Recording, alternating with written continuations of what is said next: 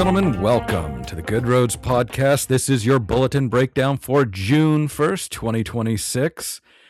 You all know how this goes. We have three interesting topics for municipal-minded people. We give our contributors 5 minutes each to discuss these topics and pull out some interesting tidbits and facts and things you might not have thought about. So, mentioning the aforementioned contributors, Mr. Thomas Barakat, Mr. Andrew Blackburn.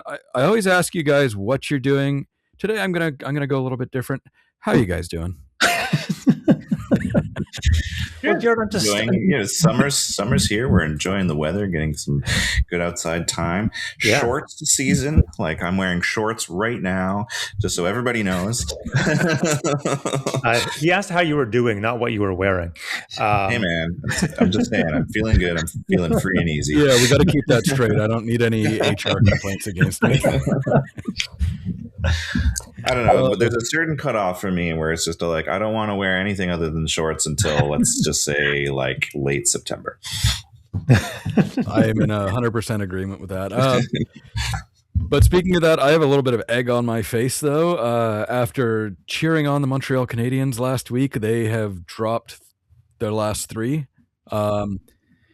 So hopefully, as of recording this tonight, it goes a little bit better, and we're celebrating a little bit on Monday when this airs. Maybe we can reverse the Jared curve that you put on last week by talking about it again. If they could shoot the puck, maybe. Did they get 12 shots in that last game? That's ridiculous. Yeah. I think it was cold. The good news is Team Canada is doing very, very well in the World Hockey Championship after beating the States 4-0. Nice. Too bad they couldn't do that in the gold medal game, but anyway. Yeah. All right. Are we ready to dive into this week, gentlemen? Let's do it. All right. Let's get started on topic number 1, the DIY road fix that's working in England. Gentlemen, I'm going to get 5 minutes on the clock, and we're going to get started in 3, 2, 1. Let's go. All right. So as we all know, municipalities, I guess all over the world, but we'll talk about here, are sitting on thousands of kilometers of local roads with budgets that never stretch far enough. And sometimes the small stuff like a pothole or a clogged ditch, it sits until it becomes, when it's something small, it becomes something big, So here's a question worth chewing on. What if the community, the residents, the citizens fix some of these themselves? And you might be wondering, what the heck are you talking about, Thomas? Well, we're taking you across the pond to the UK, England specifically. Devon County Council, they run something called a road warden program. And essentially, they enlist local volunteers who handle like minor maintenance. So they can patch small potholes, they clear drainage, they cut grass, and they even clean road signs. And their council actually backs them up. They provide like free safety training, free materials, and they actually have liability insurance to cover them. And then what's interesting about this is that it's not something that's like imposed on them. They don't just sign up and they get told do this. They actually get to volunteer to pick their own priorities. So, they know their own roads and they know where the problems are because their chances are they're probably the ones that are reporting some of these issues in the first place, right? And it's that you might be thinking, okay, well, this would, maybe this is some sort of pilot and, how long could this go on for? It's actually not a pilot. It's been going on for 10 years, so a decade, and it spans 140 communities in this municipality, and so this model's actually been pretty stress tested. So I don't know. I guess I was reading this and thinking to myself, is this something that we could do in Ontario? Could this be something like? I guess when I think about this, I think about like a rural community. Their budgets are stretched. They know where the issues are, especially at the end of the spring there, or beginning of the spring, end of the winter, I should say. I don't know. Well, I didn't realize it was like going on for 10 years. Like, 10 years. Like that means we actually have like some stats on it now. I wonder if they have any local stats, like who is the best pothole filler out of their local wardens. You know what I mean? Well, see, like, that's funny. You can even gamify. You can have a ranking system. Yeah, that's what I was gonna say. It's like you can like send out an award for best pothole record, or if you really wanted volume, you could send an award for like who's filling the most potholes, as long as they're up to a certain quality and stuff like that. Yeah. But I found that kind of interesting. It's one of those things where it's just like, we know a lot of roads people, a lot of roads engineers. It's like, would they want their regular people? I was gonna say, I would love to hear the flip side of that. Would you like, would a roads person? I feel like the answer would probably be no. Yeah. But I'm wondering if it also begs the question, like, what's our biggest concern here? Is it manpower? Or is it just like the cost available to it? Like if we have our roads people, in theory, like if they were working for free, would they be able to do all the work on their own? Or is it what gap do we have? Is it the same as they have over there, where it's just like there's just not enough hours in the day to actually fill up all the potholes so we can use all the help we can get? But back to that other point is like, whether or not these potholes are up to snuff is like like, let's just say this, they get it. This is a B. This isn't an A grade pothole. A B grade pothole is better than a pothole, like a hole in the ground, right? So there is that argument to it. But yeah, like I'd be interested in the stats on this for like the last 10 years. Is like how many, how have they held up compared to the rest of the community, like the professional pothole fillers? Yeah, that's exactly it, because it says that they provide training, they have liability coverage. Yeah, that would be the big concern when I was reading it too. It's just like, you need liability on that one, because you don't want the volunteers getting pulled into lawsuits and stuff like that. Yeah, exactly. And I guess for me, I'm curious whether this has been like we said, it happens in 140 communities, but it's still this one kind of council that kind of oversees it all. And I guess my next question would be, has anyone else tried it? Has this spread to other councils? Do they see it and they want to emulate it somewhere else in the world? Perhaps, I'm not sure. Yeah. But it's an interesting concept. That's why I was like, this would be an interesting story. So it's kind of funny, just as a final note, is like, because whenever I think of UK and potholes, I think about that like pothole robot that they have, and it's just like, that's the more expensive option. I remember we were musing around the office here. It's like, maybe we should buy our own pothole robot and like farm it out to our members and see how like the electrified steam engine pothole filler from Good Roads. Let's tour it around the province. The Good Roads train used to do way back when. Oh yeah, there we go. That's a really interesting article. It's kind of funny when you brought it up. When I was reading it, the first thing I thought of, it was a meme online probably 5 or 6 years ago, which surprised me that this has been going on for 10 years, but I'm 90% sure it was out of England. But it was one of their road workers with a spirit level showing that a pothole wasn't X amount wide. And he was actually inside of a pothole measuring another pothole. So people cropped him out and put him next to like the Grand Canyon, saying, nope, it's fine. And, but yeah, no, this is interesting. This is coming out of England, and they had that problem. But I remember seeing something online too about people getting fed up with potholes in the States and fixing it themselves, but instead of setting up a community thing, they just get charged. And yeah, well, it's kind of funny, like just something that just made me remind me, like I'm from Hamilton and I cycle around in Hamilton, and we do have a very good east-west cycle lane on Cannon Street, but as many people know, we have Barton Street just north of that, which is one of the CAA's Ontario worst roads. And I've been cycling in this city for a few years now, and every once in a while you will see a DIY fix for a hole in the ground where it's just like a brick just like or like, you know, like a rock that's somebody has just sort of like put in that hole. I guess every once in a while you'll see like somebody has done something to a hole in the ground to make it, you know, fill it up a little bit. That's probably why these councils are providing training materials and liability insurance, is to make sure it's done. Yeah, exactly. Actually, I wouldn't be surprised if this all started with somebody just like, you know what, if nobody else is going to do it, I'm going to do it. And then the city was like, you know what, you can do it, but here, have some filler. People are willing to train it, right? So, yeah. No, that's excellent story. Really interesting, and maybe something we should be thinking about in Ontario. If people are willing to do it, let them do it. But let's move on to the next topic. The Wild West of e-biking is coming to an end.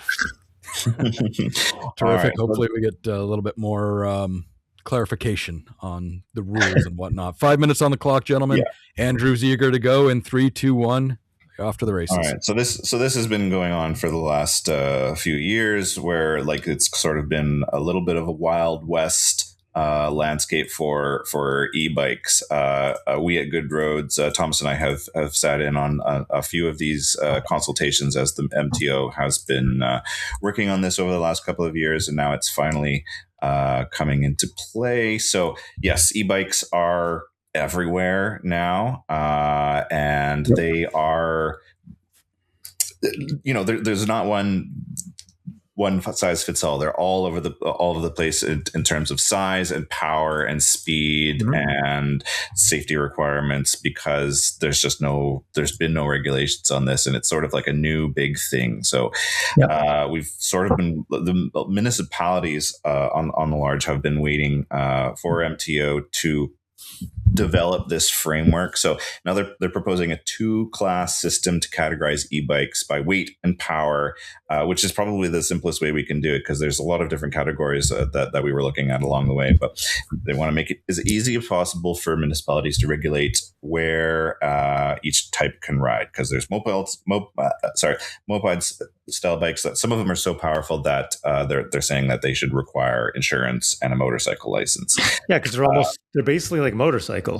Exactly. And it's kind of interesting because like some people are, what are they calling it, jailbreaking these bikes? Like a lot of people, there's like limiters on a lot of these things, sort of to keep them within existing laws, and a lot of people are just like modifying them. They're modifying them, so they're going a lot faster. They can't a lot faster than they should be, especially for where they're riding them. You know, some people are driving in the bike lanes, and some people are even going up on the side. That's I think that's where the main kind of problem or conflict kind of comes in between, pedestrians and cyclists. And this is where people start to complain about them, because it's one thing to have a bike on the sidewalk. I know you're not supposed to, but if you're driving or if you're riding a bit slow and you're just kind of, leisurely riding, it's one thing. But if you have someone, driving on their e-bike, and it takes, and this is such a hot topic because it comes up all the time. Like I've been in meetings with MPPs where they have been sitting quietly,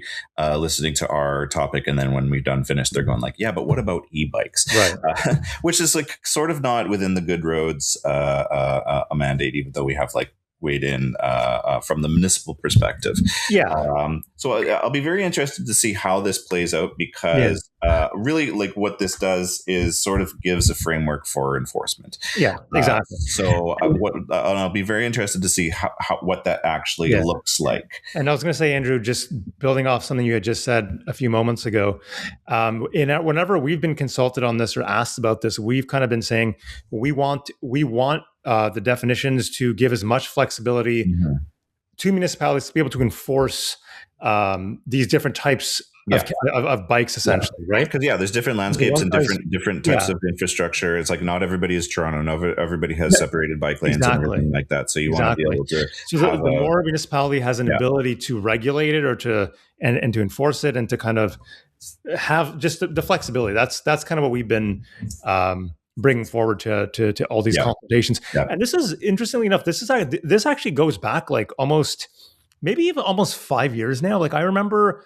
attending a consultation about this during the pandemic, like time. I don't know if it was 2020 or 2021, but I remember doing like this a consultation thing. Oh wow, like this is going to happen soon.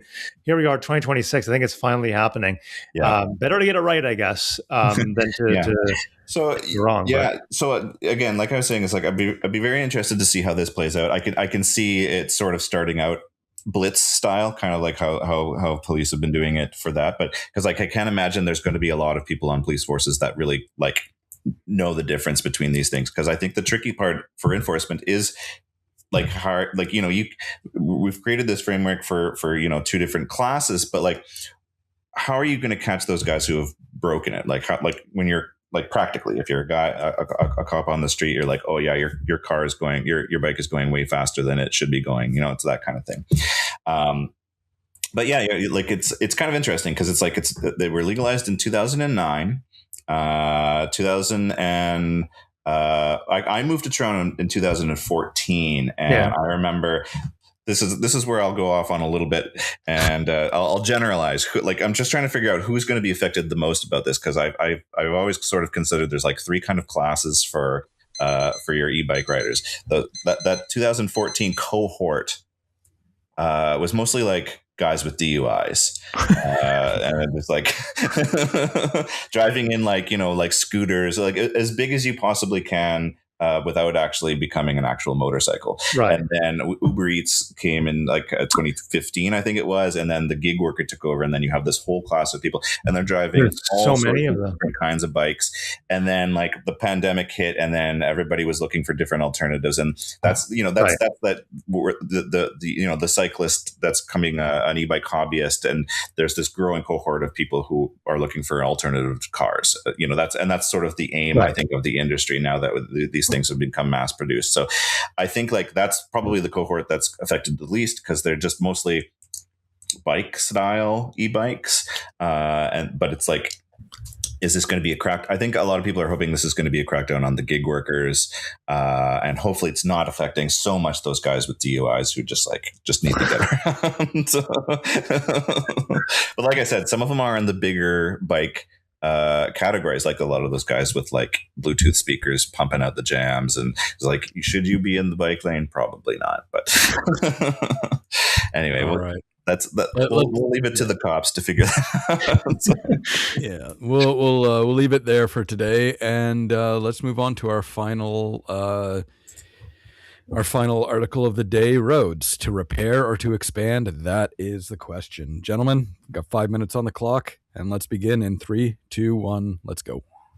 Well, first of all, Jared, I'm mildly disappointed that you didn't. Last week, you were singing Andrew's song lyrics. This was kind of my attempt at Shakespeare. You know, to be or not to be. That is the question. This is to repair or to expand. Is that the question? Anyway, whatever. If it was to repair or not to repair, I might have worked that in. But to repair or to expand, kind of. I guess I tried. I worked with it in my head, and I didn't quite get there. Fair enough. That was pretty bad. Anyway, we've touched on this in the past, but to me, this is something that's very important, and I kind of want to talk about it again, because a new study kind of came out from south of the border, in the U.S. With regard to when you get infrastructure money.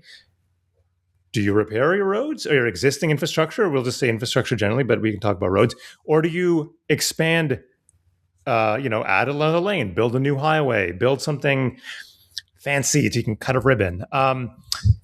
There's a new study from the US that suggests that even when the money is there, when the funding is there, when there's more than enough to fix what's broken, to get to kind of narrow that infrastructure deficit or to close that infrastructure deficit, governments still can't resist building something new instead. And the numbers here are quite striking. So state DOTs, transportation departments, got $56.8 billion in federal funding in 2024 alone, so in 1 year. And according to this study, experts peg the cost of bringing every road in the U.S. up to an acceptable condition at $43.2 billion. So I didn't check the numbers, but let's just take them at their word here. So there was $56.8 billion available and $43.2 billion to fix every road or bring it up to like a good state of repair. But a big share of that instead went to expanding highways rather than fixing existing ones, like existing roads. So after all that, 16% of roads, or I think these are state level roads, are still considered, are still rated in poor condition. And that's really disappointing. And then to make matters worse, the kicker, if you want, that's, it's that these expansions, as we've talked about before, probably won't even deliver what they hope that they would.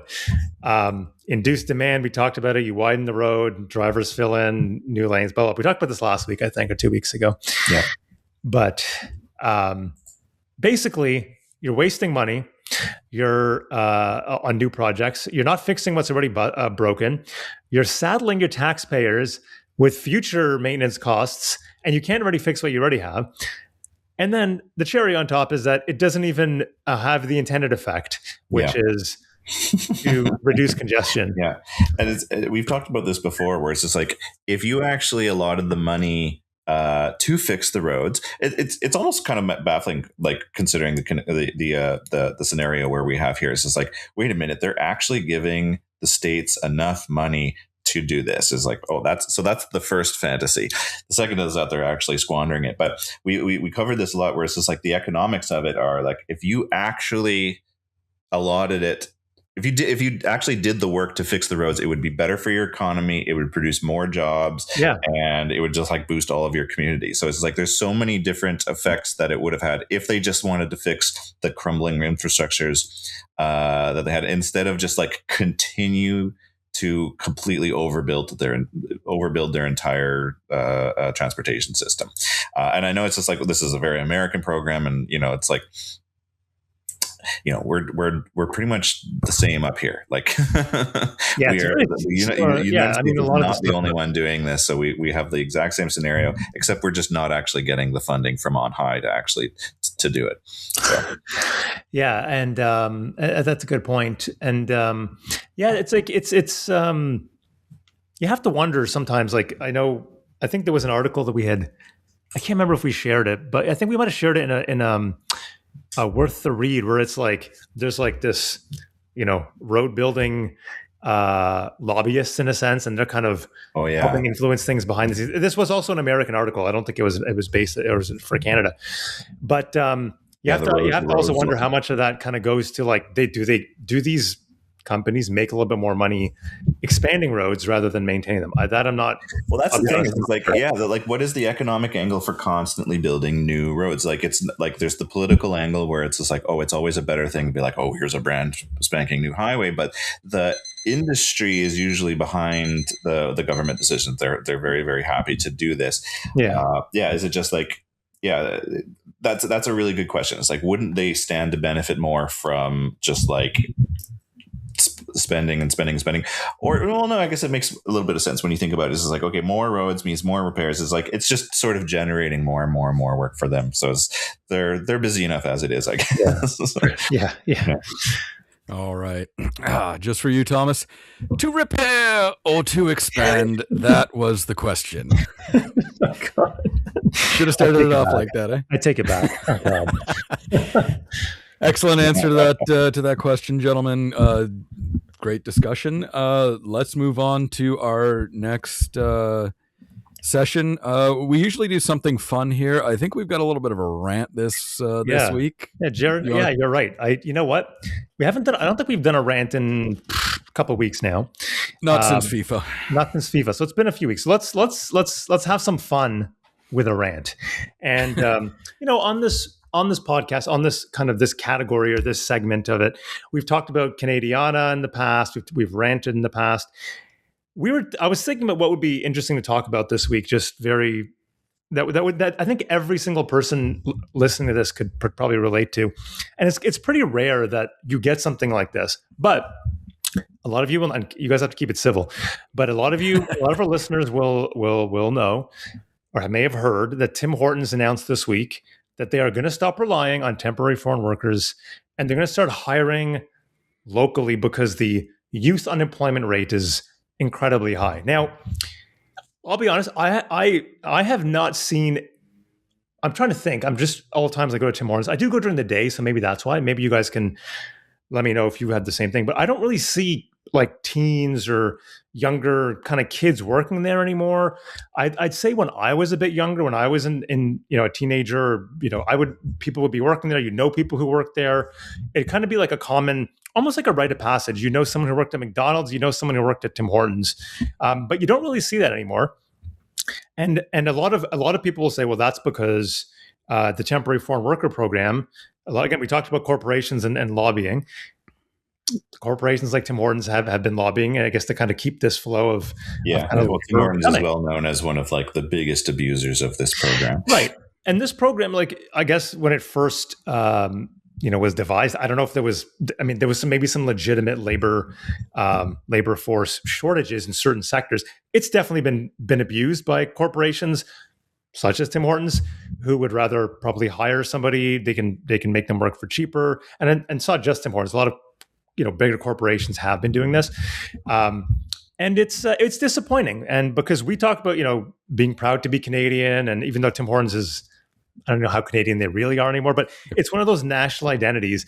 And now, ironically, Dunkin' Donuts announced it's coming up to Canada again, because I think they were here in the past, and they must have, but they're coming back with they've announced they're going to be opening a significant amount of stores. I kind of see this as like they're trying to kind of get ahead of that and say, hey, we're the Canadian chain. We care about our community. Don't buy from these Americans. I don't know. Honestly, though, I think they've already ruined any goodwill Canadians have towards them. They were a Canadian institution. I mean, Tim Horton was a Toronto Maple Leaf. The definition of Canadian, like a hockey player opens a coffee chain and donut shop. There's one on every corner. That was Canada, and they've taken this goodwill Canadians have given towards them and spoiled it. Why now are you saying that, we can start hiring Canadian? Well, it just seems like posing to me. It's just like, just remember like how Canadian we are. It's like, no, you're Canadian and your logo maybe, but that's about it. But anyway, but I think a lot of our listeners will probably go to Tim Hortons, probably, some of them every day. Hey, you know what? Dunkin' comes up. It's an American corporation. It's like, you know what? If they actually have better donuts, maybe I'll actually go there.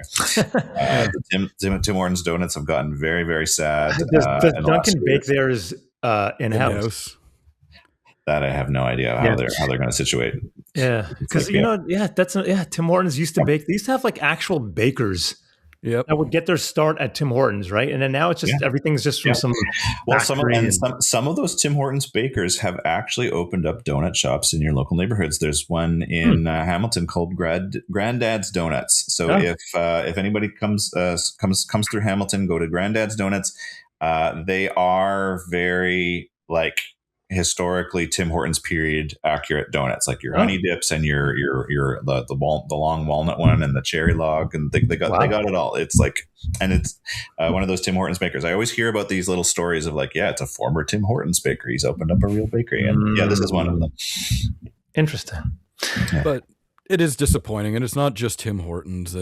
Lots of other companies are turning to temporary foreign workers to keep costs down. Meanwhile, prices go up and quality tanks as well. Like McDonald's is one that I'm very, very disappointed in as well. Like I took my two kids to McDonald's the other day, just after taking them out for sports. It's like, okay, we've got no time before bed. We got to grab something quick to eat. $70. Yeah. I don't know what's going on with McDonald's prices. Like you used to be able to get like the value meal. The value, like a junior chicken, and like those used to be $3 and now they're $5. It's like, that's not really value anymore, especially if you're just getting a little. What drives me nuts even more about that is I'll take my kids to Boston Pizza, like a sit down restaurant. You get to sit down, relax, enjoy yourself, decent food, like much better than McDonald's, and it's $50-$60 after tip for the three of us. Like, why would I go to McDonald's? And that's what I've been hearing. This is going to be a whole other conversation, but I do hear that McDonald's is now competing with some of those kind of like not lower end, but like budget friendly sit-in restaurants now, like Boston pizza, or I always hear they compare it to like I think Chili's in the U.S. and interesting. We have Chili's here, but what are they competing with? Like price? Their food hasn't gotten any that's better. what I mean. But price wise, their drive gotten into price wise, it's the same. Their food's terrible. Their service is horrible. Like I always compare, and this is the thing. Like I worked at McDonald's when I was younger, and when I started our test, we had to know all of the temperatures, all of the cooking times, all of the ingredients, everything. I think like 2 or 3 years later, when my brother got a job there, it's, do you know how to make a Big Mac? Yeah, welcome aboard. And then you sit and drive through for 20 minutes. Yeah. All right. Well, I think we've even gotten off the topic of our original off the topic. Yes. So. Yeah. Maybe we should. Actually, I'll say one more thing, and then we'll end it here, Jared. I'll just say, just so and none of our listeners get the wrong impression, we're not blaming any temporary foreign workers.